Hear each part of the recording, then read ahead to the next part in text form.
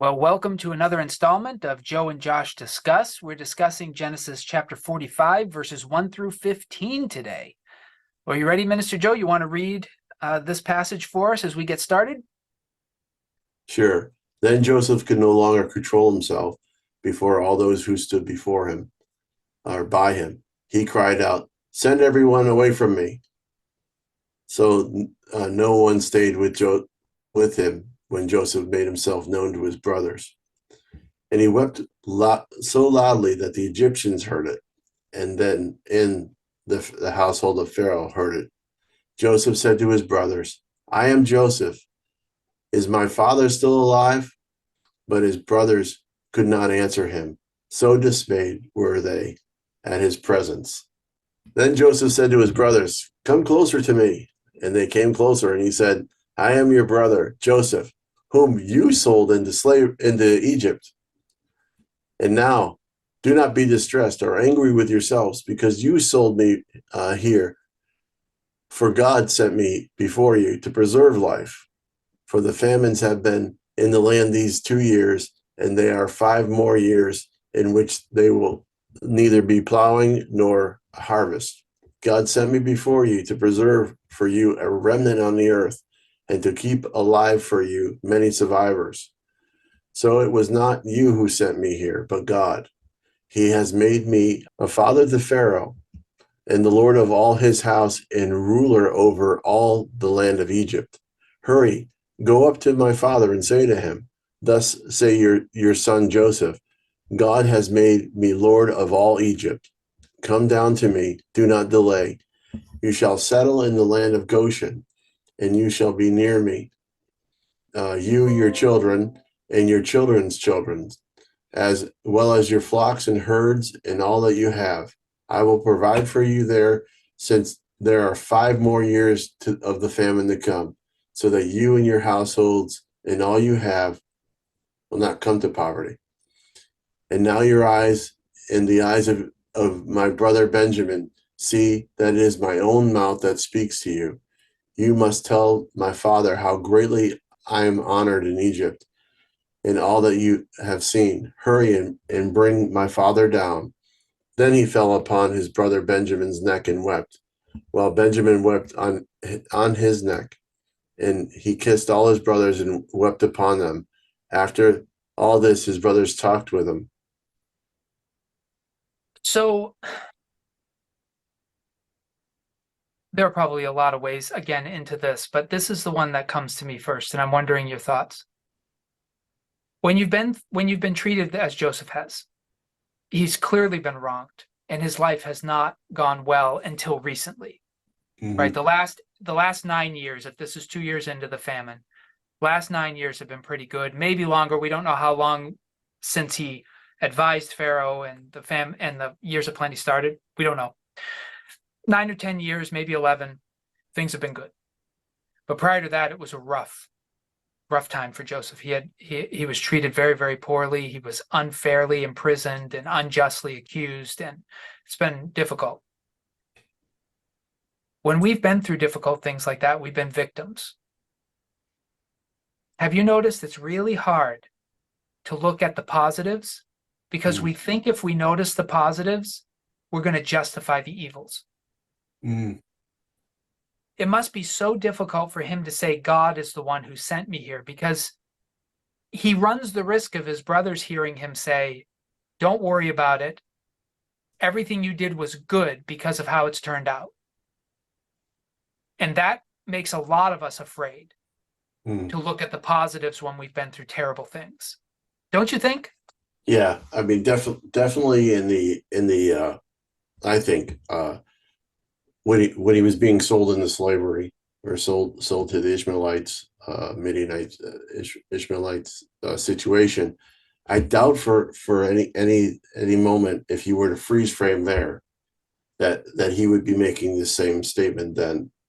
It's the collective recollection and the work, and often that's what it is like for us as well. We don't always see the good, and this is definitely interpretive. Would you say it's correct of the events that have happened? It's easier when he's in this position than if if they would have arrived while he was still in jail. Right. Oh, yeah. Much easier because things are going a little better for him. But even then, we can be resistant. And I think this leads us to a theological conversation that has to be very nuanced because there's a passage in the book of Romans. That's the So all things work Romans, together. yeah, Romans 8:28.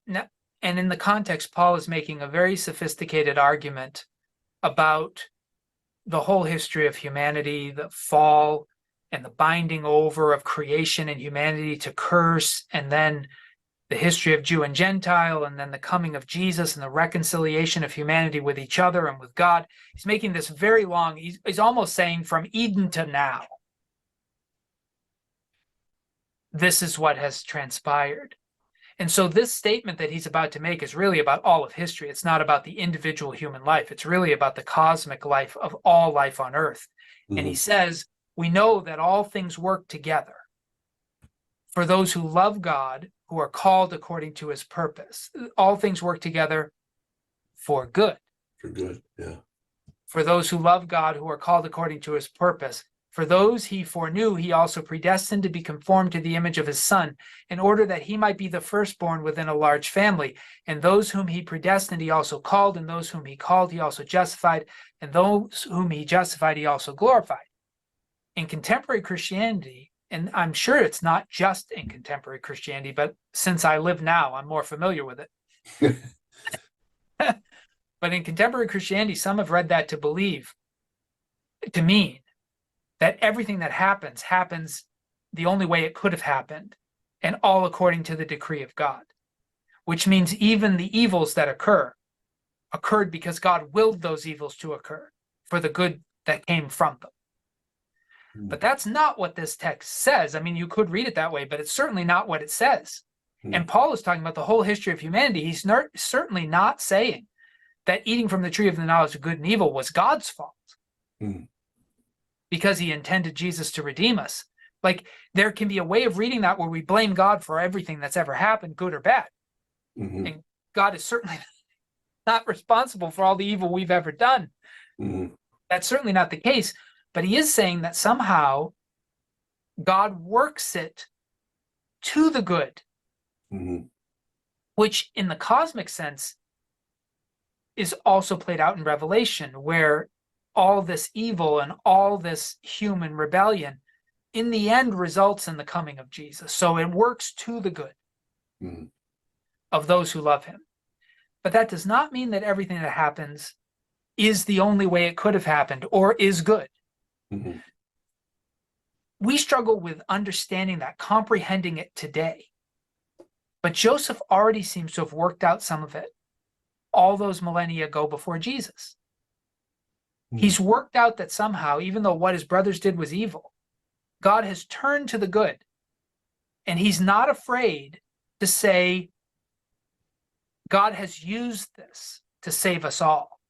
He's not afraid to say that. He's not afraid that his brothers might then come to believe that what they did wasn't wrong. Joseph seems sophisticated enough to believe that they did evil, but God used it for good. And to say that in the end, it's God who has the final say here. And whatever you did, God used it to save us all. And so God has written this story.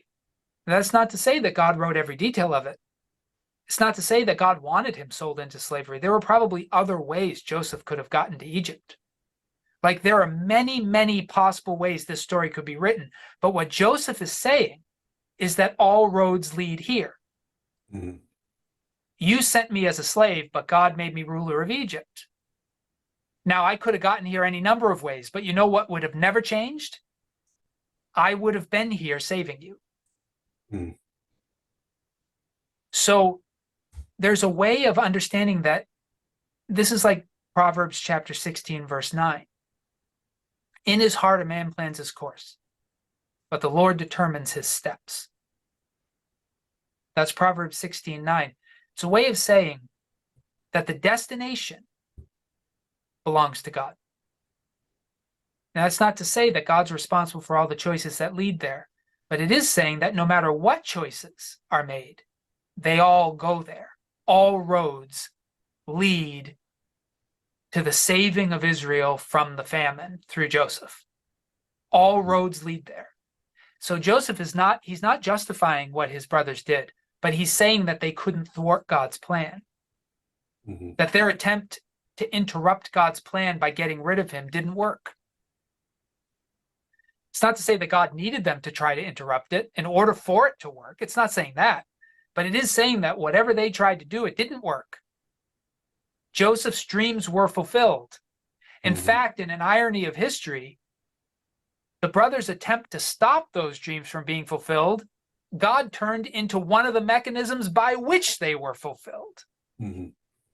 So you can't thwart his will, but that's not to say that everything happens is his will. Right. Like, it's very complicated. I'll let you talk. I've done enough. But I think that's all bound up here, don't you think? The idea that God can use our circumstances, our situation. There's one extreme where I think you kind of pushed it or talked about a little bit, was this idea of it's like a determinism in some ways, like or everything that happens is going to glorify God if we look for it. And I think there needs to be a caveat there where you say, well, there's a mature character or a character of a person who is able to look at their circumstances and say, this is how God is using this because God has revealed that to me. And I think that's probably more along the lines of what Paul is saying, rather than this idea that God's going to use every little thing and orchestrate all the events in a way.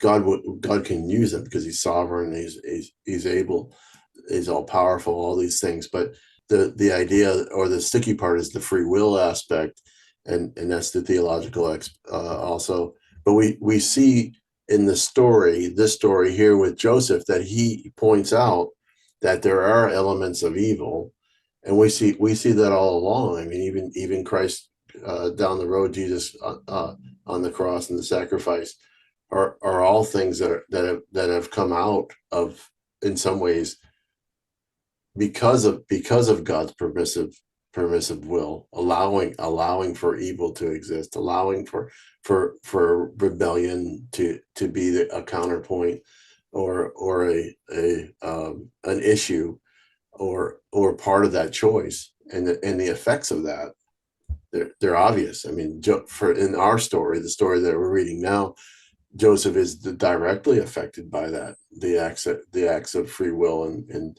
what it did to him in his life. But there is an element of a maturing character that has to be resolved to asking God, what are you saying to me through this? And that's when we're able to connect those dots, like you were saying before, when you saw with Moses, and you saw with Joseph, Moses, and down through history, you saw a prevailing concept or a worldview or paradigm where they could see God doing something that was bigger than them. And I think that's what Joseph is expressing here. It would be easy to go the other way. Well, this God ordained all this, and he orchestrated all of it, but that pushes away on human responsibility as well. They could say, oh, we had no choice, Joseph, but to sell you into slavery. And yet the mature character of Joseph brings out the idea that I like this idea. God sent me before you to preserve for you a remnant of the earth, and to keep alive for you many survivors. Yeah. As if like this is a Noah type of idea. Yeah. All roads lead to the fixed points of history that God has established. And so we may have a say over which road we take to that end. But we don't have as much control over the destination as we think we do. That's what Proverbs 16:9 is more or less saying. In his heart a man plans his course, but the Lord determines his steps. We do have choices as to which road we'll take, but it's a bit of a myth to believe that we have control over the ultimate destination to which we arrive.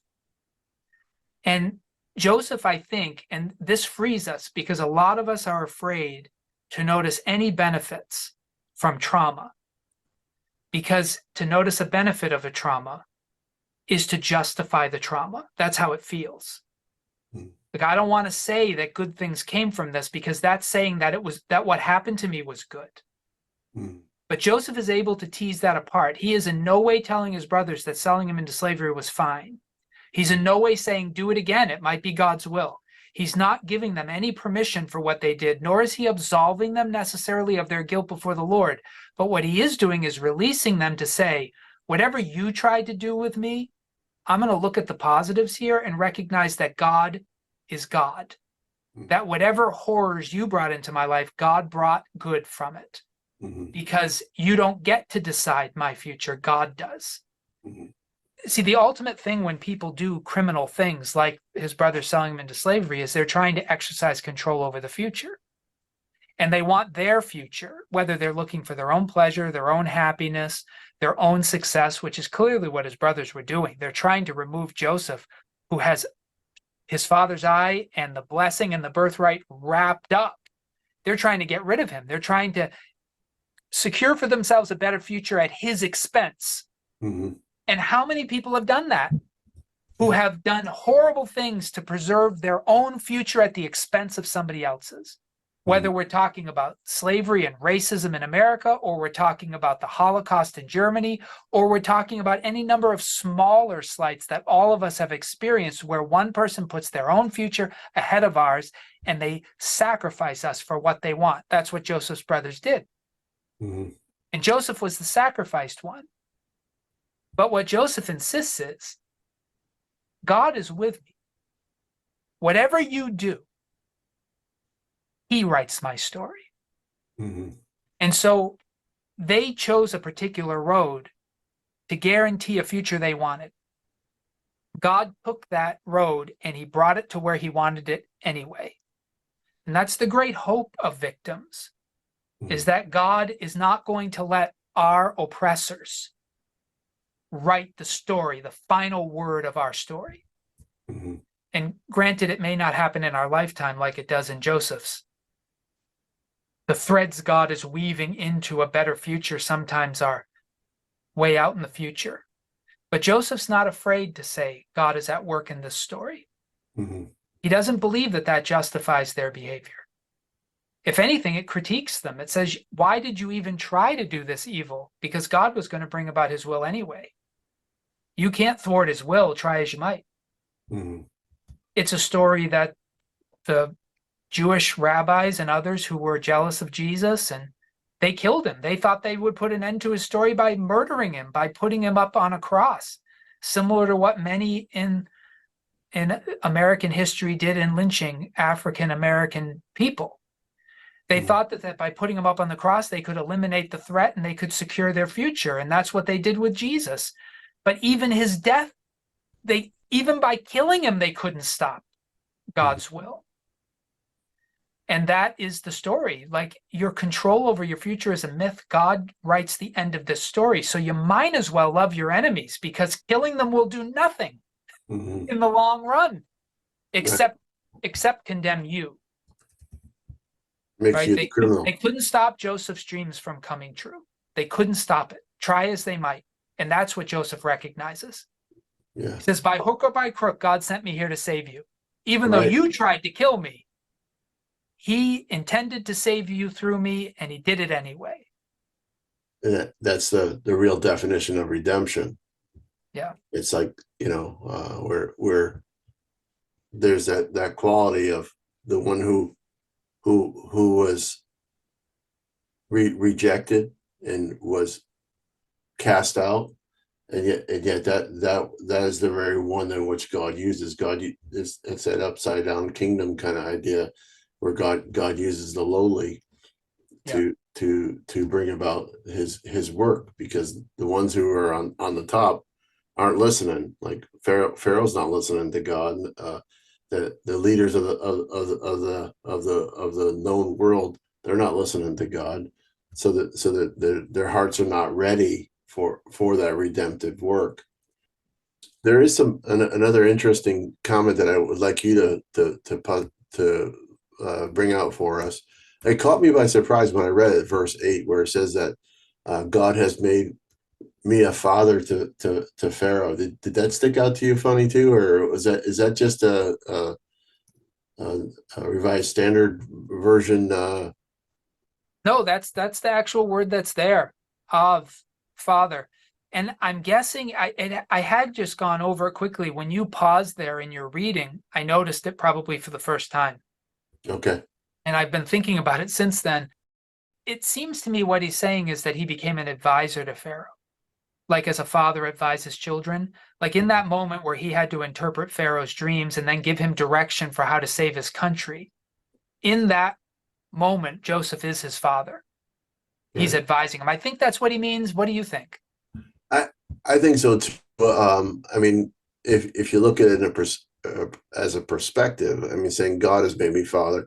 My wife and I watched this movie just recently, where, and I'm not going to go into a lot of detail about it, but this guy redeems a girl who's lost. It's a Western, and there's he redeems this one girl. She was raised Indian, but she's actually white, and she's abandoned, and he's trying to her family for her.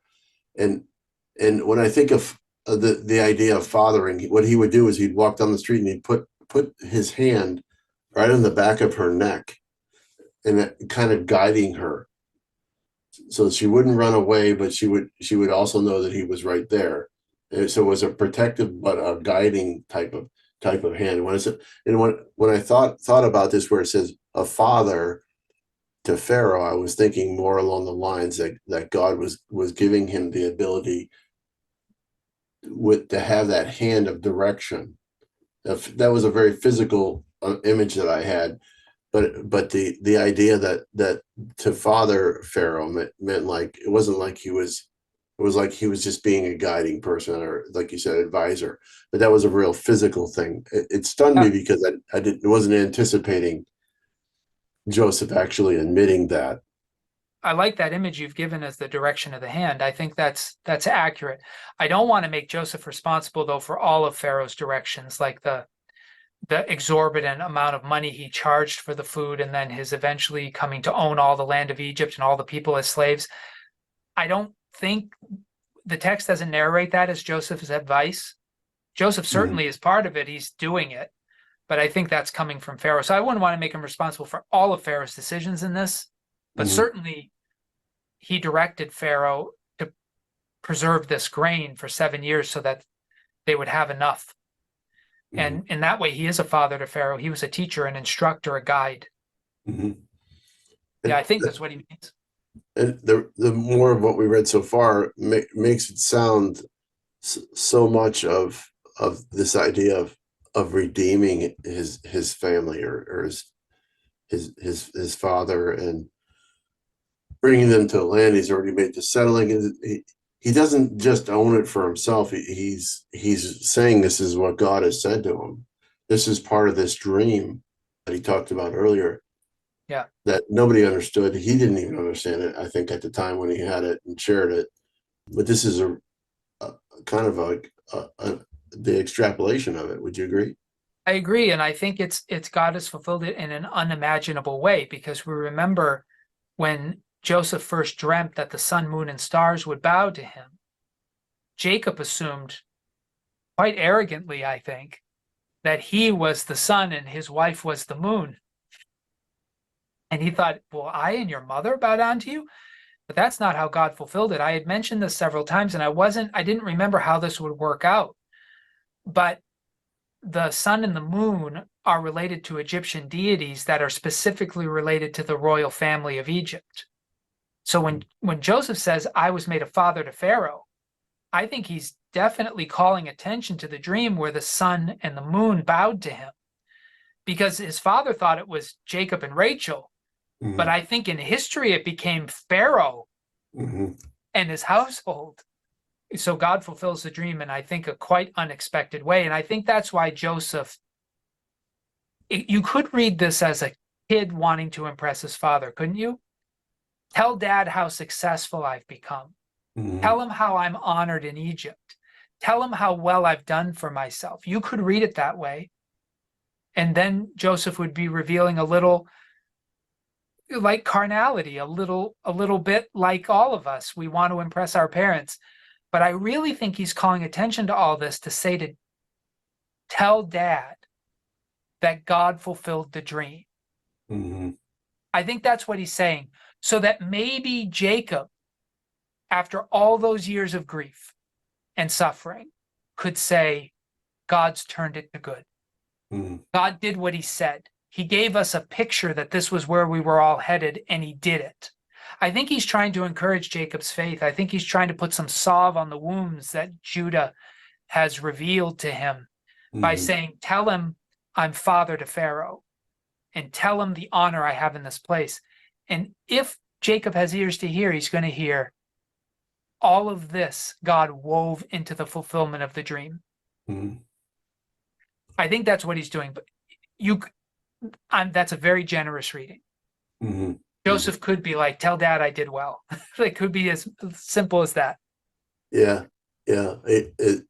And I've set you up. I've given you the best of the land. It says it, you notice it says it before Pharaoh heard it, and then because later on is when Pharaoh says, we'll give you the land. This is after, isn't it? Right. Yeah. Joseph is very confident that if he invites them to come, Pharaoh will say yes. And specific area, Goshen land, and Yeah. And we'll find out later, and we're jumping ahead just a little bit, but it's fine. We'll find out later that Joseph kind of knows that's the only place the Egyptians would allow them to live. yeah, Like he does understand this culture. that's the flocks area. Yeah. Yeah. Yeah. And then we get back to the abomination language that we talked about before when the Egyptians aren't going to want you to live in the capital city. Right. Yeah. You go up to the Ramses area, I think I call it. Right. Yeah, and I think probably a lot of the language here has been updated, and that makes sense. When I was in my undergrad, my professor said that cities like, say, St. Petersburg was formerly Leningrad, Hmm. but before that was St. Petersburg. And Hmm. so it's place names change depending on who's in charge and what historical thing has happened. We see that in the Holy Land too. I was just reading in Joshua where they tell all the cities that Judah came to control, but then in parentheses, they have to tell you what they're named later so that you know what cities they're talking about. And so I think some of these place names have been updated by the later editors so that the readers at the time would understand where they were talking about. I think it's pretty unlikely that this place is actually that names like Ramses are being used at the time of Joseph. That's Ramses II is quite a long ways off. Who Oh, these yeah. places are probably named after. There is a Ramses I, but he's pretty insignificant. So Yeah. some of the place names are being updated, I think. I don't think they're probably true to what they were called in the days of Joseph, but Yeah. Yeah. Settle in the cattle land is good yeah. things to know. All right. What do you make of the part where he says, "Now your eyes, and the eyes of my brother Benjamin see it's my own mouth that speaks to you." Why do you think it's worded that way? It's interesting. I think this means that we've shifted from the translator to Joseph speaking in Hebrew. Oh, oh, okay.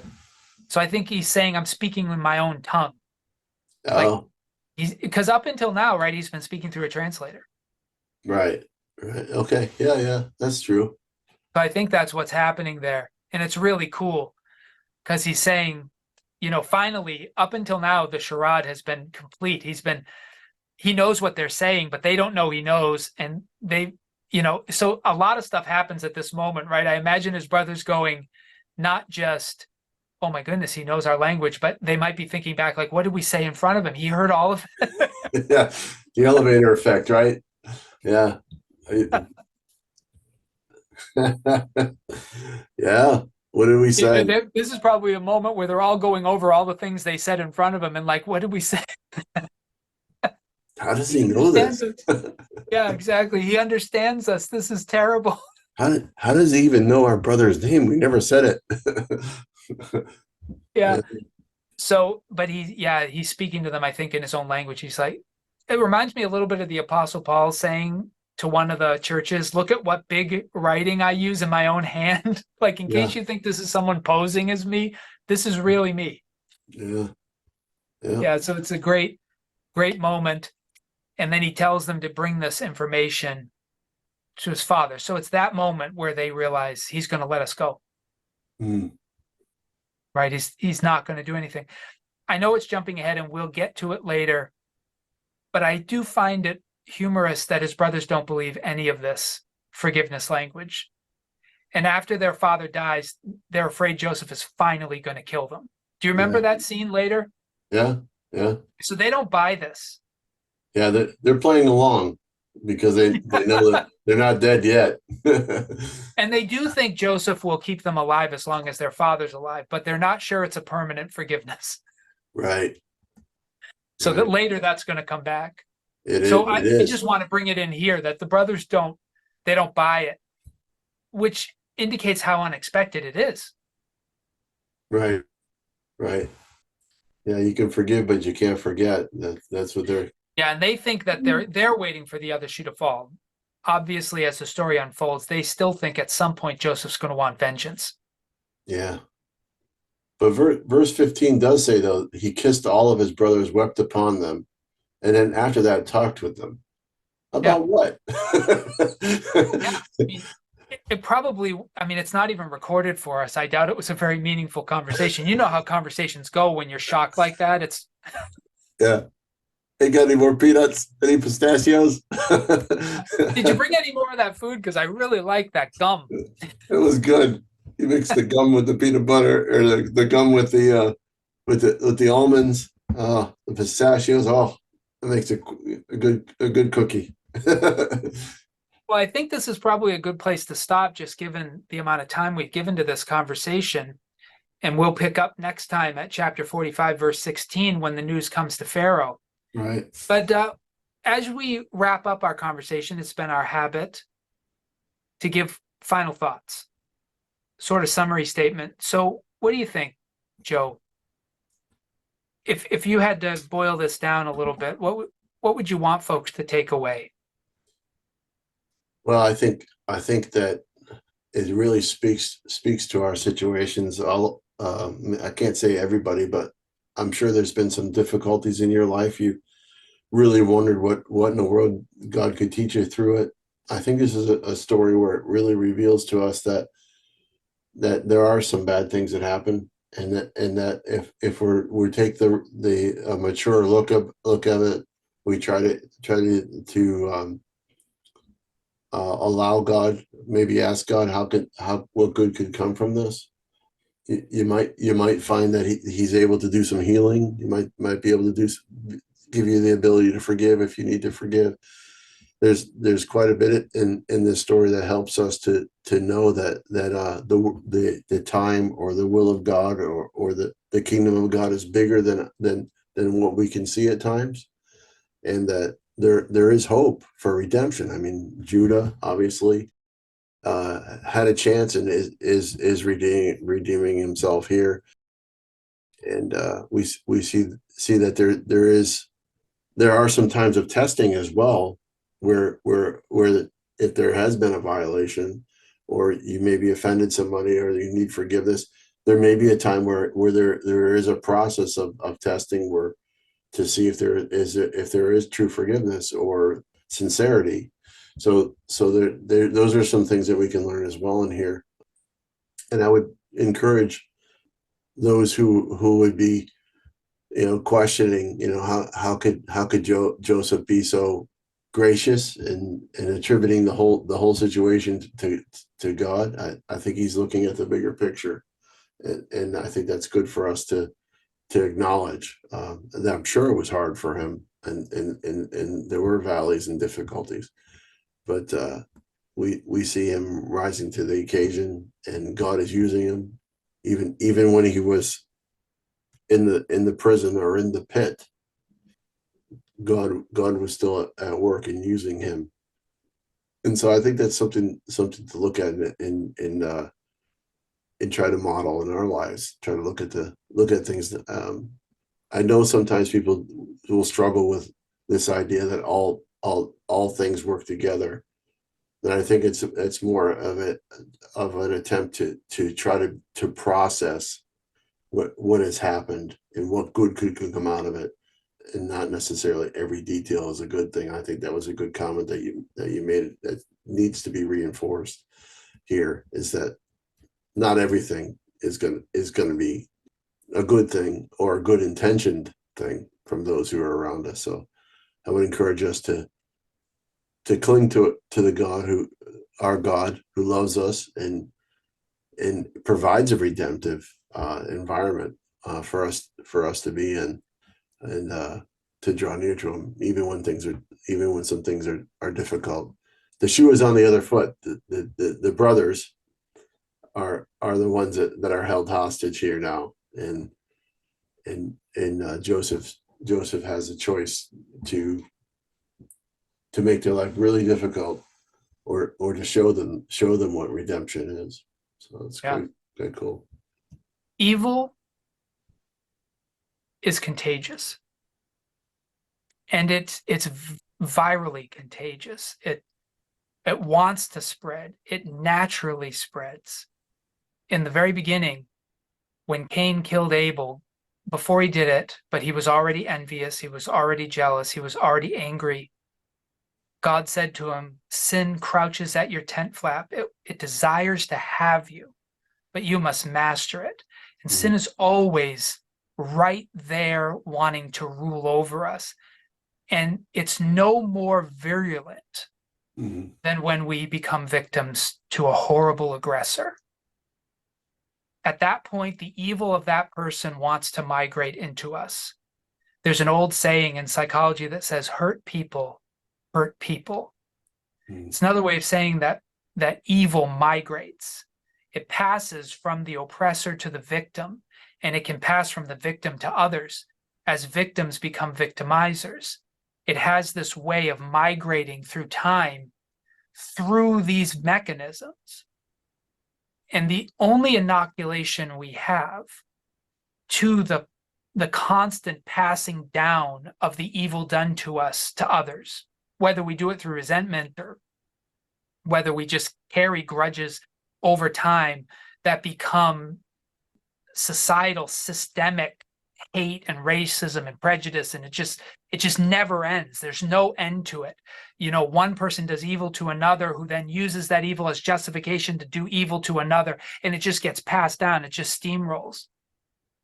The inoculation that is suggested to us in Scripture and embodied for us by Jesus is to not let someone else's evil become justification for evil of our own. To have that process stop somehow with us so it's not passed on. One of the ways Joseph is able to do that is he's not afraid to see the ways God turned their evil to good. But again, it doesn't say all things work to the good. It says God works all things to the good. It doesn't say all things are good because of how God uses them. The only promise is that though evil often starts the chapter, it doesn't get to finish it unless we let it. Like if we let that evil done to us become justification for the evil we ourselves do, then evil will write the beginning and the end of the chapter of our lives. But if somehow we can trust and plead and beg with God to keep us from evil, which is part of the Lord's Prayer, then God can turn what was intended for evil. That's what Joseph says here. And he can turn it to good. And by seeing the good God brings, it doesn't justify the evil that's done. Nothing can justify the evil that's done. The promise is not that evil people won't have free will or that horrible things won't necessarily happen. That's not the promise. The promise is that their effect on our lives and our history will not be permanent, that God will turn them to a better story. And all roads, no matter which ones we choose, lead to the endpoints God intends. And that doesn't justify where these roads start. Like evil people do evil and they will pay for it. Mhm. But we have to resist the temptation to let their evil migrate and become our evil. That's the ultimate winning. Our oppressors win when they make us as evil as themselves, when Mhm. they effectively infect us with their evil. That's when they win. Mhm. And that's what we have to resist. And I think the best examples of those who represent oppressed people, like Joseph, I think the best advocates for how to respond to tyranny are those that whatever they suggest, and there's no perfect solution, whatever resistance they suggest, whatever even revolt they suggest, it's always suggested with a heart to not let the evil done to us become the evil we do. Mhm. And Joseph is able to do that. He's Mhm. able to take the evil done to him and not pass it on. And Yeah. that's the miracle of the story. And he does it because of his faith in God. He's able to do it because he ultimately, in the end, trusts that God can turn this to good. Mhm. And it's our only inoculation. The world is full of hate breeding hate, and pain breeding pain, and oppressors victimizing people and victimizers becoming the oppressors. That, the old philosophical thing was sometimes you have to put on the cloak of evil in order to defeat evil. Sometimes you have to take the weapons of the wicked in order to remove the wicked. But the Bible warns us that you can't get rid of evil by getting rid of oppressive people, because evil exists as something bigger than them. Mhm. As Paul will say, our enemy's not flesh and blood. It's not the people who did these things to us that are a true enemy. It's the evil that they brought into the world. It's the systems and the powers and the spiritual forces of evil in the heavenly realms. Like, that's our real enemy. And if Mhm. we think we can excise that enemy by killing our enemies, we won't excise it at all. We'll just allow it to be reborn in us in a different form, and it will continue in the world. And so our real enemy is the sin crouching at our door. That's the real enemy. What you're saying is bringing to mind the reaction that the brothers had over Dinah in comparison to what Joseph has for a vantage point here. This idea of returning justice and evil and doing things. I see the direct opposite, almost a mirror response. Yeah, again, not something that occurred to me when I was talking and thinking, but absolutely on point. You're absolutely right. When Dina was raped, which is an unspeakable offense, the response of Levi and Simeon, her brothers, is to go and destroy the town. She was raped by one man. They destroyed the town that the man came from. Mm-hmm. To them, that was justice, and in a certain, I guess, way of thinking, it could be justice. Mm-hmm. But Jacob recognized that the unintended consequences of that were devastating. That now the evil of one man has now been associated as the evil of his entire clan. And so Joseph offers a different way of responding to a similar. I mean, being sold into slavery and being raped are not the same thing, Mm-hmm. but they are both evil acts that take away a person's power and autonomy and exercise a kind of control over them so that they are completely helpless Mm-hmm. in both cases. But Joseph's response is different. God's given him the chance to do Mm-hmm. exactly what he could have done what Levi and Simeon did. Yep. He could have wiped them out. Yep. He could have thrown them in jail, eye for eye, tooth for tooth. He could have done any of those things, but he doesn't. It's perfect response. And once we've had this conversation, I think we might hear the teachings of the Apostle Paul in a different way, Mm-hmm. in the context of Joseph and his brothers, in the context of Levi and Simeon. This is Romans chapter 12, verses 9 and following. Paul wrote to the church in Rome, "Let love be genuine, hate what is evil, hold fast to what is good. Love one another with mutual affection, outdo one another in showing honor. Don't lag in zeal, be ardent in spirit, serve the Lord. Rejoice in hope, be patient in suffering, persevere in prayer, contribute to the needs of the saints, extend hospitality to strangers. Bless those who persecute you. Bless and do not curse them. Rejoice with those who rejoice, weep with those who weep. Live in harmony with one another. Do not be haughty, but associate with the lowly. Don't claim to be wiser than you are. Do not repay anyone evil for evil, but take thought for what is noble in the sight of all. If it's possible, so far as it depends on you, live peaceably with all. Beloved, never avenge yourselves, but leave room for the wrath of God, for it's written, vengeance is mine, I will repay, says the Lord. No, if your enemies are hungry, feed them. If they're thirsty, give them something to drink. For by doing this, you will heap burning coals on their heads. Do not be overcome by evil, but overcome evil with good. Mm-hmm. Joseph finds a way to do this. And he does heap burning coals on their heads. I know contemporary interpreters want to make that more positive. But the truth is, by not seeking vengeance, Joseph has made it worse for his brothers. Like, he's made their sin worse. Mm-hmm. And why has he made their sin worse? Because in comparison to his response, they are being revealed to be the evildoers they are. Mm-hmm. His response has been so much more gracious than it should have been that their sin looks all the worse. Mm-hmm. It's similar to what Jesus does when he exposes, by not fighting back, by allowing the cross to happen to him. Jesus exposes the true depth of the evil of the human heart. Mm-hmm. I mean, if Jesus had gotten off the cross and slain his enemies, it would have justified their evil in some way. It would have said, yeah, that evil's fine in certain contexts. Mm-hmm. But Jesus didn't do it. He let their evil be fully expressed. And that's what Paul is saying here too. Leave room for God's vengeance. Mm-hmm. Let your enemy's behavior be seen for the true vile behavior it is. As soon as you do what they do, it diminishes their evil. It makes it look less evil. Now it's just a matter of the context that makes it evil, and that makes it less evil. Mm-hmm. But if you refuse to use the weapons they've used against you, how evil does their behavior now look? Mm-hmm. You've exposed it.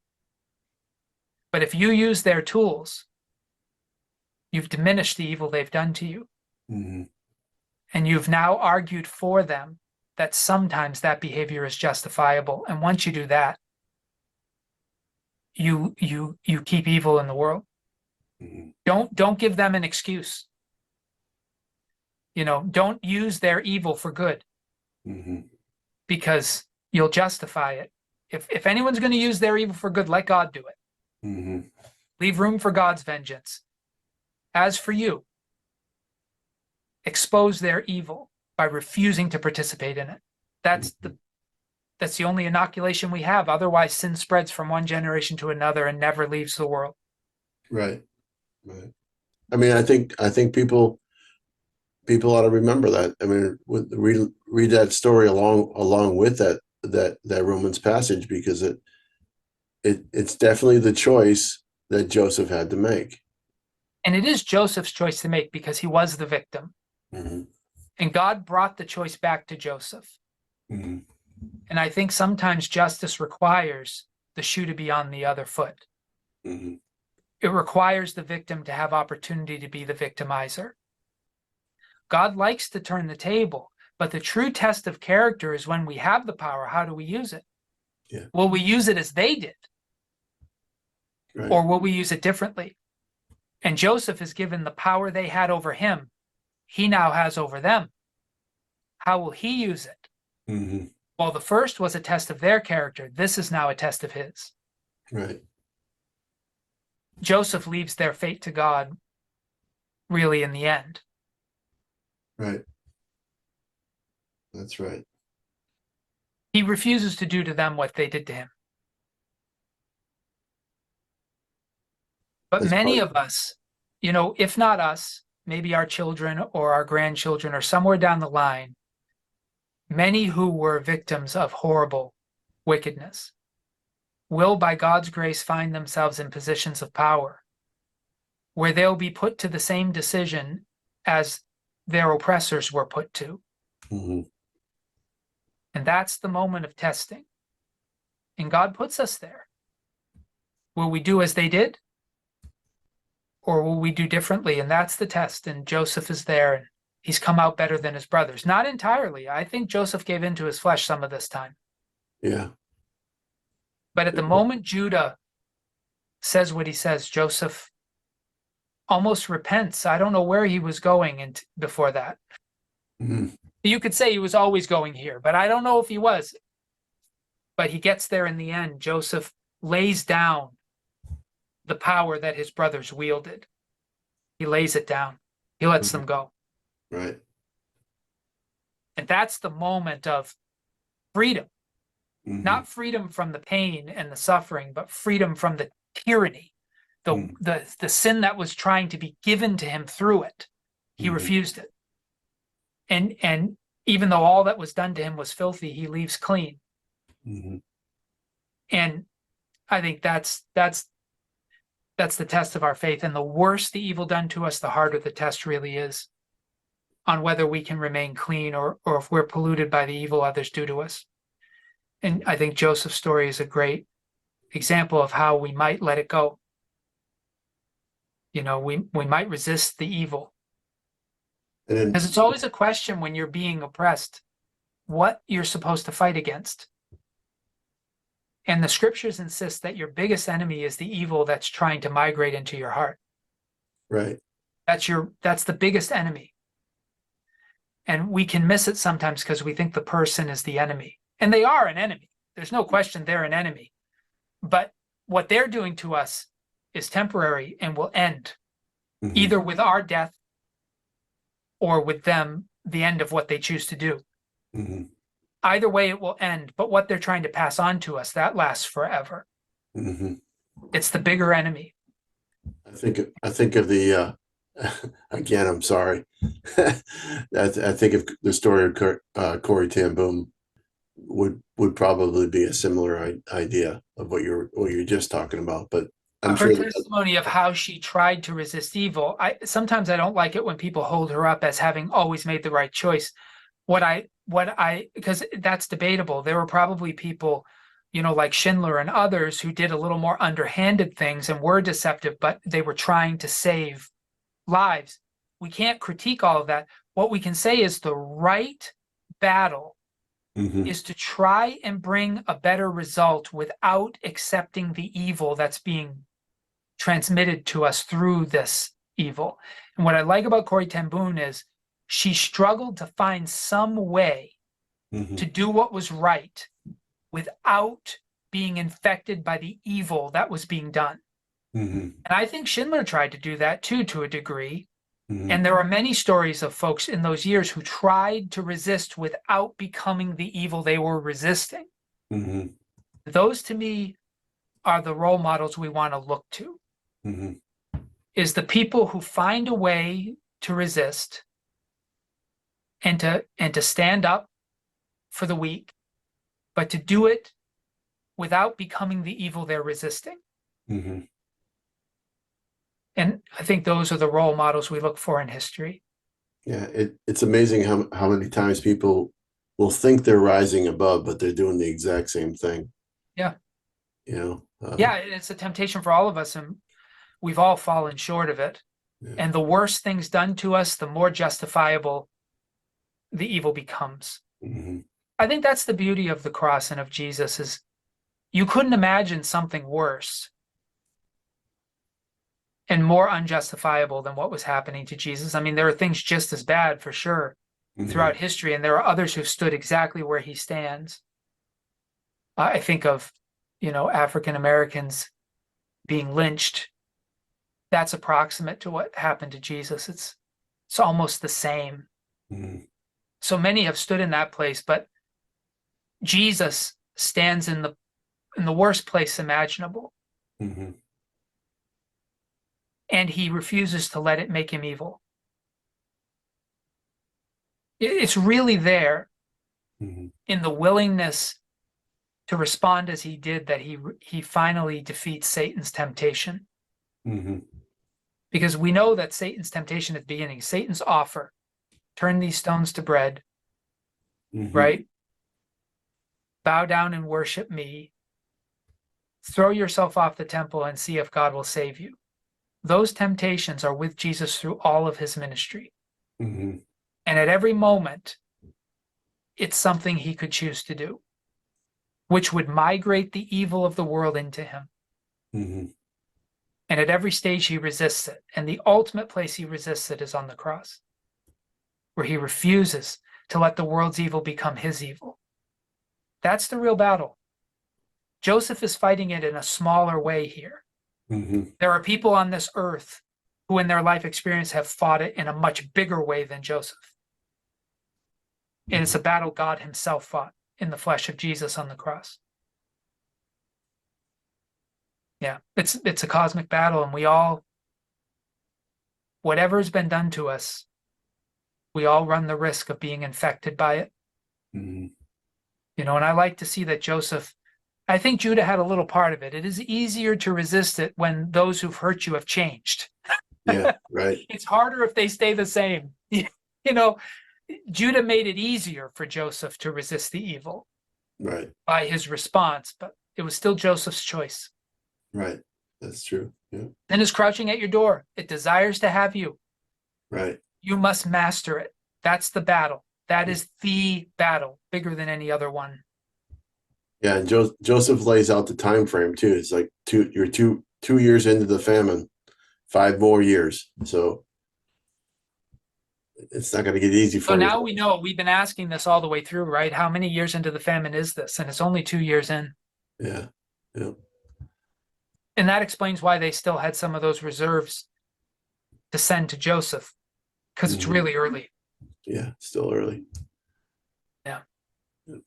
Well, thank you, Minister Joe, for this conversation. I apologize if I did more talking than I normally do. Obviously, this one really has had an effect on me, and I'd like to be like Joseph. When I don't know if you would, I would like to allow God to turn my pains into good things. But you know, I think in my own life I've resisted that. You know, Romans make it sounds like it's inevitable, but it says for those who love him and are called according to his purpose, you have to let there's a human role in this. Mm-hmm. And I think sometimes I've resisted. Like the character in Count of Monte Cristo, I've said to God, don't take my hate from me. It's all I have. You know, this is how I survived. You know, this is the thing that kept me alive, the thought of turning the tables, of getting justice. Like this has been my life. Don't take it from me. And sometimes I haven't wanted to let it go. I haven't wanted to let him turn it to good, because to turn it to good would defeat its power, you know? And so when I think of Joseph, I hope that I'm finding the strength to release the sufferings that I've had and let God bring good from it without me feeling somehow that cheapens it. Yeah. Yeah. There's some of it you wonder how God could ever use some of the things we experience. But yeah, I agree. I want to be able to see the bigger picture and understand things. That I've had some difficult things in my life that I've asked God, you know, what did it have to go this way? And I know some of those I definitely made my own decisions, so there were consequences as well. But you know, I think there's something to be learned here about perspective, about how God can use your circumstances. In the book of Colossians, the Apostle Paul says that who we really are, it says, is hidden in Christ with God and will be revealed at the last day. And I've thought about that there's a version of us outside of time in the new heavens and the new earth, healed, restored, unbroken, new bodies, living into the kingdom. That for those of us who will not allow the sufferings of this life to take our eyes off of Jesus, for those who keep their eyes fixed on him, the way the Israelites kept their eyes fixed on the snake that was raised in the wilderness, and it kept them from the serpent's bites. If we keep our eyes fixed on Jesus, that future is inevitable. And I think what Paul is saying is, you get there. So whatever road you have to walk in this life, that's where it ends. If you keep your eyes fixed on Jesus, it ends at that destination. So the wicked may choose some of your road, and it may be a horrible road. It may be the worst imaginable road. And like Jesus or the martyrs or so many folks in our own more recent history, the Jewish folks in the Holocaust and African Americans on the lynching tree, sometimes evil looks like it's written the whole of our story, and our life ends in misery and death. But what Paul is saying is they don't get to write our story. That even when it looks like the story is over, they cannot stop the future God has promised. Hard as they may try, they can't take it from us if we keep our eyes fixed on Jesus. And all roads lead to the new heavens and the new earth for those who have faith. And I think that's the ultimate story. We don't need all of the threads to be wrapped up here, because we know they will be wrapped up. And that's not a justification of evil. They will pay for what they do. No one gets away with anything in the kingdom of God. That's the story. It's a story of forgiveness, but it's also a story of justice. But there is a version of us hidden with Christ in God, and that is an inevitable future for those who keep their eyes fixed on Jesus, and no amount of evil can take it from us. And why some people suffer more than others on the road to that, that is a question that's because of the evil of the people in their lives, and it certainly tells us a lot about the evil of their time. And God will bring judgment. But in the end, God and they will have a conversation. And I imagine that those who have suffered the worst in this world, for no fault of their own, because of the evil of the people that surrounded them, I imagine they'll be first in line to talk with God, and that they will be given so much more. Right? To whom much is given, much more will be required. But to whom much is taken, much more will be given back. That's my sense. He will repay the years the locusts have eaten. And I imagine if there are, like John Wesley thought there were hierarchies in heaven, in the sense that there were people who had more and people who had less. I don't know if that's true. That's how he interpreted the parables of Jesus that seemed to talk in those ways.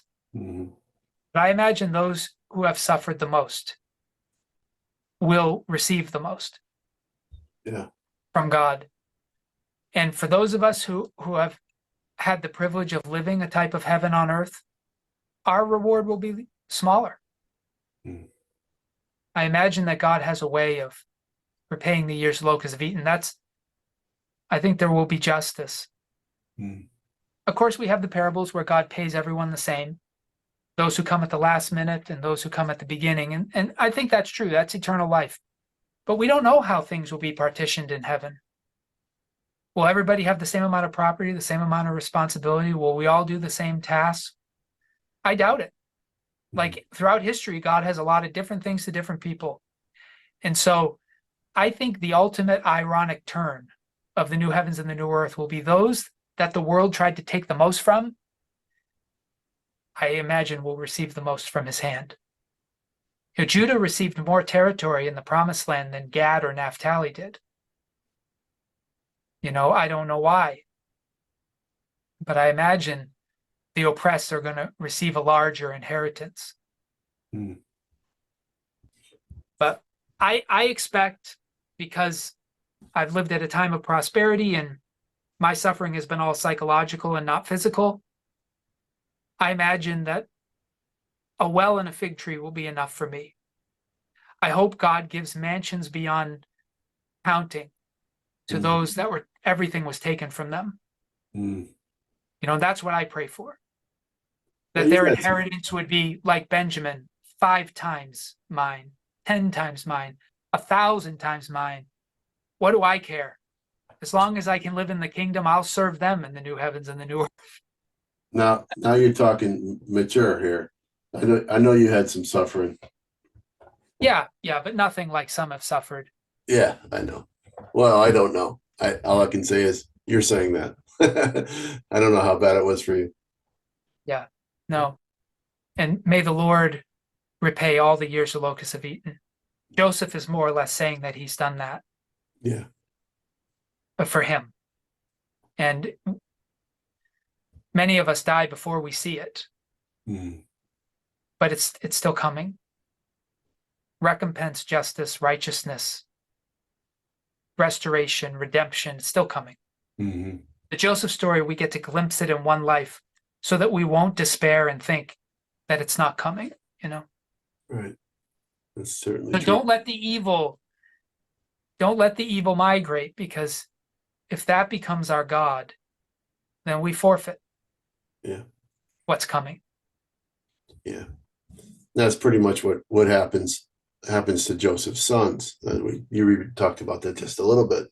What we have control over, we have control over. What we don't. I mean, down the road, I mean, obviously. And it's okay to fight for what's right. We just have to fight with the tools of God and not the tools of the enemy. Mm-hmm. You know, because I think of like Peter and John refusing to submit to the Sanhedrin's rule that they can't preach in the name of Jesus. They know they can't obey that, Mm-hmm. that's wrong. When the Apostle Paul is thrown in prison unjustly without a trial, which is against the law of the land because he's a Roman citizen, they try to cover it up and shuffle him out of the city under the cover of darkness so nobody knows what they did. And he refuses to go. He says he wants a public apology. He wants them to confess publicly what they did to him. That looks like somebody fighting back, doesn't it? Mm-hmm. And it's important because the same oppression used against him might have been used against others. So Paul has to stand up. Mm-hmm. But the way he stands up has to be consistent with the way of Jesus. And the way he fights back can't be with the weapons of the enemy. And so finding a way to resist that doesn't compromise our faith, that's the struggle of the ages. Mm-hmm. And I think throughout history, we do find people who do it in their time, in a way appropriate to their time. We see it. Mm-hmm. But it's very, very hard to do. Somehow we need to stand against tyranny, stand up for the innocent, and refuse to use the weapons of the enemy while doing so. Mm-hmm. And I don't know if Joseph does it perfectly. I don't think that he does, but he's struggling in that direction, and that's all we can ask. Right. Yeah. Yeah. Very good. Well said. Keep working it. The Lord will speak if you're seeking him. We'll see you next week. Blessings on you.